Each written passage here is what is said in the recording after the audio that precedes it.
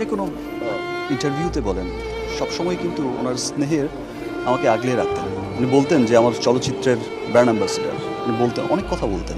বাংলা চলচ্চিত্রের ইতিহাসে এক অমর নাম সালমান শাহ। মৃত্যুর প্রায় 3 দশক পেরিয়ে গেলেও শেষ হয়নি সেই রহস্য। এখনো কোটি ভক্তের মনে একটাই প্রশ্ন, সালমান শাহ কি আত্মহত্যা করেছিলেন নাকি তাকে হত্যা করা হয়েছিল?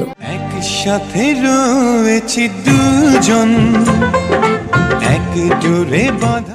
এই প্রশ্ন ঘিরেই আবারও আলোচনায় এসেছে সালমান শাহ হত্যা মামলা। আর এবার বিষয়টি নিয়ে কণ্ঠ ভারী করে আবেগ ধরে রাখতে পারেননি ঢালিউড তারকা শাকিব খান। সম্প্রতি এক সাংস্কৃতিক অনুষ্ঠানে সালমান শাহকে স্মরণ করতে গিয়ে চোখের পানি ফেলেন শাকিব খান। তিনি বলেন, সালমান ভাই ছিলেন আমাদের ইন্ডাস্ট্রির গর্ব। তিনি শুধু একজন নায়ক ছিলেন না, ছিলেন আমাদের সবার অনুপ্রেরণা। আজও আমি তার সিনেমা দেখি, তার স্টাইল দেখি, মনে হয় তিনি যদি বেঁচে থাকতেন তাহলে বাংলাদেশের সিনেমা আরো অনেক দূরে এগিয়ে যেত।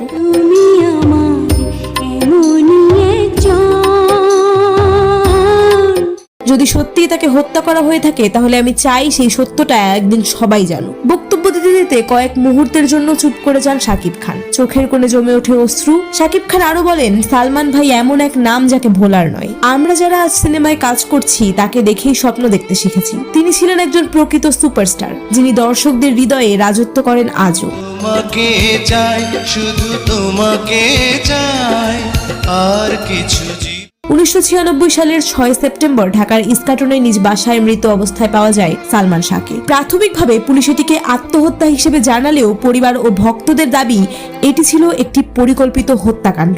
বছরের পর বছর কেটে গেছে, একাধিকবার তদন্ত হয়েছে, কিন্তু মৃত্যুর রহস্য এখনো অমীমাংসিত। ভালো আছি, ভালো থেকো, আকাশের ঠিকানায় চিঠি।